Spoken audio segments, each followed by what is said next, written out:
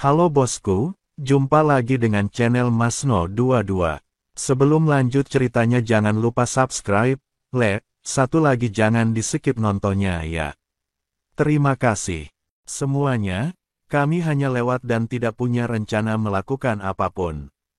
Tianxia tahu bahwa dia tidak dapat dengan mudah memprovokasi kekuatan lain, bagaimanapun juga, Master Sekte telah memberitahunya. Jika iblis tidak mengambil tindakan, para biksu bersenjatakan pedang juga tidak akan mengambil tindakan. Namun Penatua Zuo Xiang mengikuti Tian Luo dan sudah bertarung. Keduanya memiliki temperamen yang buruk, dan mereka bertabrakan dalam sekejap. Gemuruh. Dengan suara yang memekakkan telinga, cahaya pedang yang tak terhitung jumlahnya bertabrakan, dan Tian Luo dipukul maju mundur. Setelah dipaksa kembali, Tian Luo memandang Penatua Zuo Blind dengan kaget, sedikit mengernyit dan berkata, "Kamu orang tua, kamu benar-benar mampu."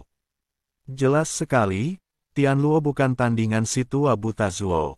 Tetapi Tian Luo ini tidak penakut, karena dia tahu bahwa Tianxia masih di sana, dan mereka berdua bergabung.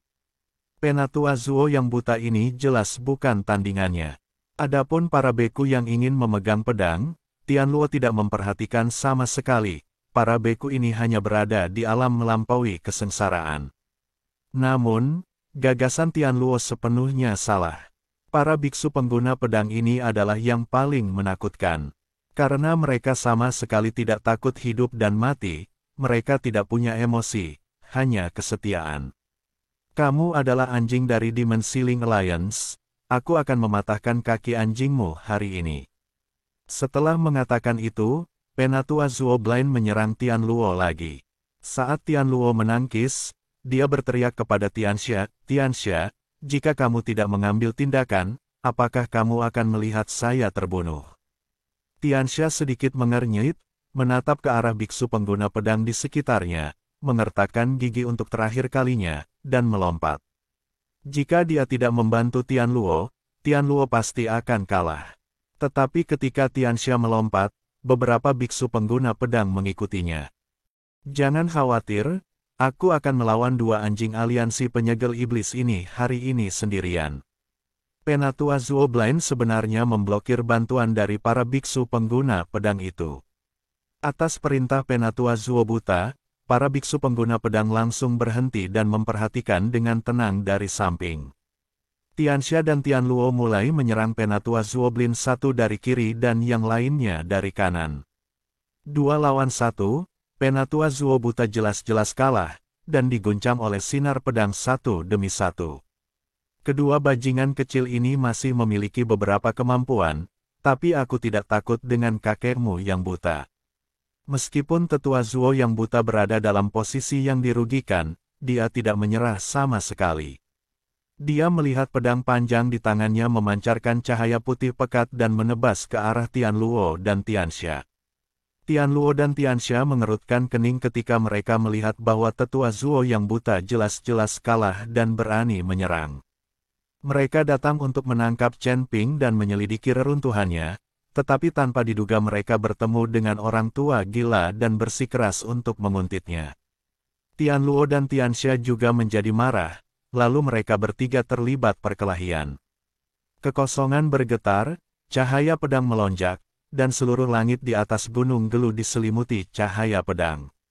Meskipun tetua Zuo yang buta sangat kuat, bagaimanapun juga, 1 lawan 2, dia tidak akan mampu bertahan untuk waktu yang lama. "Kalian berdua menindasku, orang tua, sangat tidak tahu malu." Meskipun tetua Zuo yang buta berada dalam posisi yang dirugikan, dia tidak memaafkan. "Kamu orang tua, bukankah kamu gila? Kamu ingin mengalahkan kami berdua sendirian. Kenapa kamu menindasmu sekarang?" Tian Luo mengejek Penatua Zuo Blind dengan cibiran di wajahnya. "Saya tidak ingin melawan Anda seperti ini sekarang."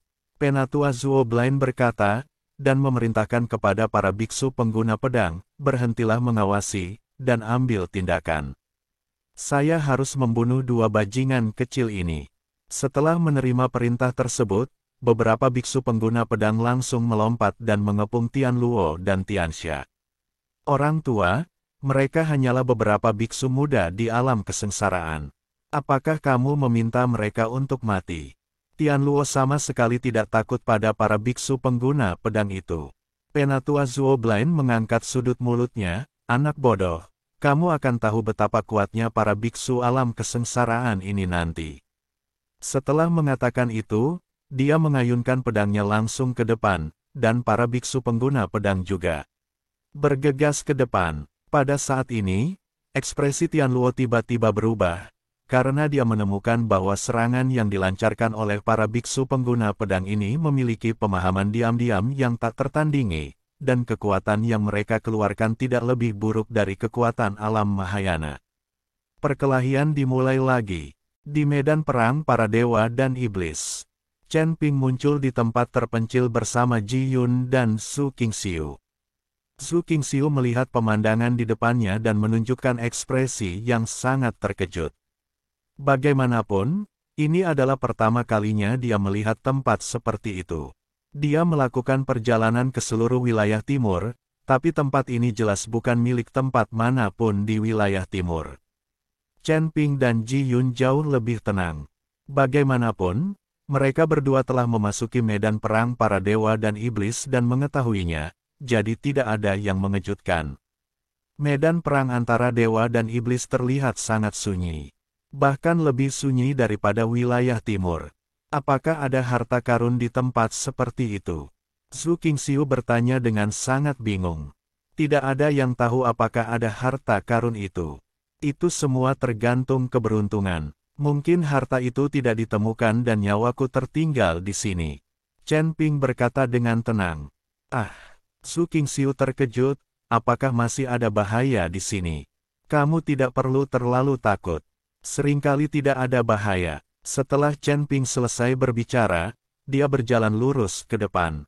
Ji Yun dan Su Qingxiu mengikuti di belakang, menginjak tanah tandus, meninggalkan serangkaian jejak kaki. Jelas belum ada seorang pun yang pernah ke sini sebelumnya. Mereka yang mulai memasuki pintu masuk gua mungkin dikirim ke tempat lain di medan perang para dewa dan iblis. Lagi pula, teleportasi semacam ini dari pintu masuk ke medan perang para dewa dan iblis adalah acak.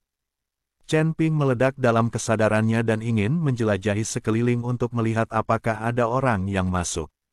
Lebih dulu, namun saat kesadaran Chen Ping muncul, kekuatan misterius tiba-tiba mengalahkan kesadaran Chen Ping dan membuat kepala Chen Ping pusing. Wajah Chen Ping berubah drastis, dan wajahnya penuh rasa tidak percaya. Dia tahu betapa kuatnya kesadarannya, namun dia dikalahkan dengan mudah. Sungguh kekuatan terlarang yang sangat kuat. Medan perang antara dewa dan iblis ini terlihat sangat sederhana. Raja Iblis Ciyun berbicara. Dia juga merasakan kekuatan besar di lautan kesadaran Chen Ping. Setelah beberapa saat, Chen Ping perlahan-lahan sadar. Melihat tanah terpencil yang luas, dia tidak tahu apakah dia benar untuk bergegas ke medan perang para dewa dan iblis. Pada saat ini, tidak jauh dari mereka, terdengar suara langkah kaki, diikuti oleh Lin Keting dan tetua buta kanan perlahan datang. Melihat Chen Ping seperti itu, Lin Keting tersenyum tipis dan berkata, apakah dia memancarkan kesadaran spiritual dan diserang? Chen Ping tertegun, tapi tidak berbicara. Ada batasan di sini. Anda tidak dapat menggunakan indera spiritual Anda untuk mendeteksinya, dan Anda tidak dapat meledakkan kekuatan spiritual Anda sama sekali.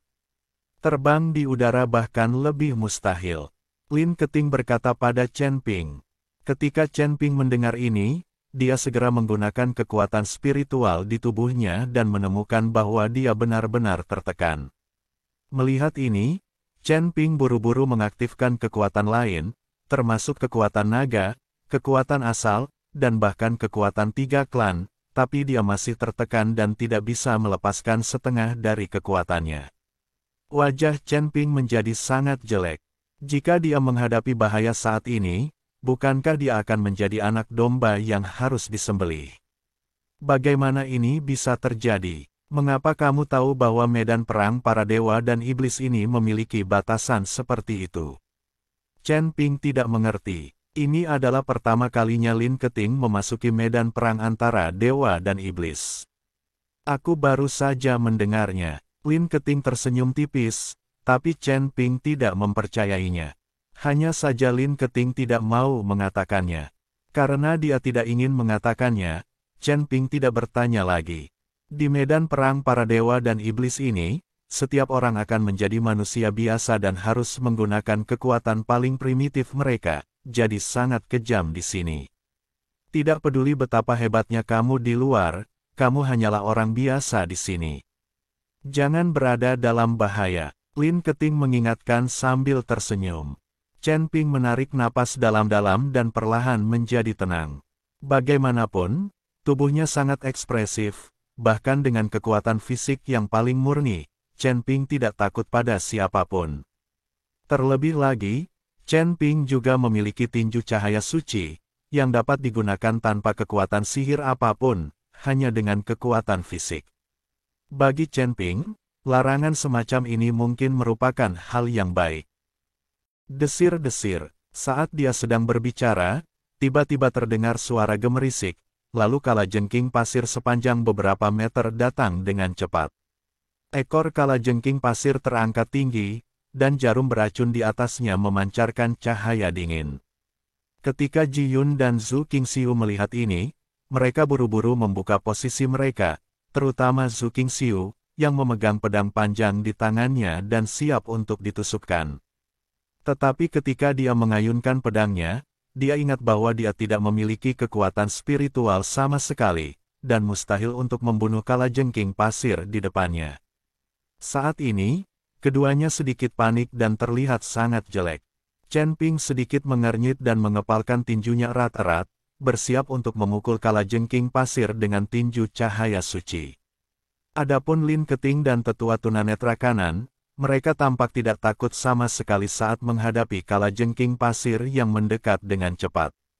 Tepat ketika kalajengking pasir berada di depannya, tetua buta di sebelah kanan tiba-tiba menghunus pedangnya, lalu mengayunkannya dengan keras. Sikat, dengan tebasan pedang, kalajengking pasir langsung terpotong menjadi dua, dan bahkan tanah pun ditinggalkan jurang yang dalam oleh energi pedang. Melihat adegan ini, Chen Ping dan yang lainnya terkejut. Mengapa dia bisa menggunakan kekuatan spiritual di tubuhnya? Chen Ping memandang ke arah tetua buta di sebelah kanan dan bertanya dengan bingung. Dia adalah seorang kultivator pedang, dan yang dia gunakan barusan bukanlah kekuatan spiritual, tapi niat pedang. Gadis kecil ini berasal dari sekte Wanjian. Dia juga seharusnya menjadi seorang kultivator pedang dan memiliki niat pedang, kan? Lin Keting memandang Zhu Qingxiu dan berkata, wajah Zhu Qingxiu menjadi sangat malu dan dia sedikit menundukkan kepalanya. Dia memang murid dari sekte Wanjian, dan dia memang seorang kultivator pedang, tetapi dia tidak memiliki niat pedang, karena hanya beberapa anggota senior dari sekte Wanjian yang telah mengembangkan niat pedang. Niat pedang, pikir Chen Ping dengan suara rendah. Melihat Chen Ping seperti itu, Lin Keting tersenyum dan berkata, untuk menebus kecerobohan bawahanku terhadap Ti, aku sudah memberitahumu beberapa batasan di medan perang para dewa dan iblis ini. Apakah kamu dapat bertahan di masa depan dan apakah kamu dapat menemukan harta karun tergantung pada takdirmu sendiri. Setelah Lin Keting selesai berbicara, dia berbalik dan pergi bersama tetua buta kanan. Chen Ping tidak berbicara, matanya tampak terpaku. Dia terus memikirkan kata, maksud pedang. Desir, desir, desir. Tiba-tiba, terdengar suara gemerisik lagi di tanah tandus, tapi kali ini jelas lebih berisik. Segera saya melihat lusinan kalajengking pasir bergegas mendekat. Ji Yun dan Zhu Qingxiu hampir tercengang saat melihat adegan ini. Bahkan Lin Keting dan Penatua Yablin, yang berbalik untuk pergi, langsung mengubah ekspresi mereka. Sikap santai, yang baru saja mereka miliki menghilang dan menjadi sangat serius. Penatua buta kanan memegang pedang panjang di tangan kanannya, dan pedang itu mulai bergetar tanpa sadar. Lin Keting juga mengambil liontin giok, seolah itu adalah sesuatu untuk menyelamatkan hidupnya. Dengan banyaknya kalajengking pasir, tidak ada cara untuk menghadapi orang yang kehilangan kekuatan spiritualnya. Melihat lusinan kalajengking pasir mendekat dan hendak menusuk mereka dengan jarum beracunnya, Chen Ping tiba-tiba bergerak.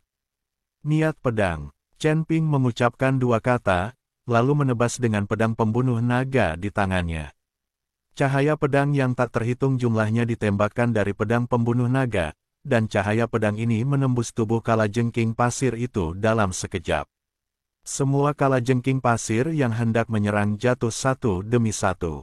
Setelah cahaya pedang yang tak terhitung jumlahnya menembus tubuh kalajengking pasir, mereka benar-benar bergerak menuju kejauhan, dan akhirnya meledak dalam ledakan di kejauhan. Semua orang memandang Chen Ping dengan tidak percaya. Bahkan Lin Keting, yang hendak pergi, membuka matanya lebar-lebar karena terkejut. Penatua buta di sebelah kanan membuka mulutnya lebar-lebar dan ekspresinya sangat terkejut. "Kamu, apakah kamu juga memiliki niat pedang?" kata tetua buta kanan dengan kaget. "Benar, aku baru saja memotongnya dengan santai." Chen Ping juga sedikit bingung, dia sebenarnya tidak yakin apakah yang baru saja dia tunjukkan adalah niat pedang.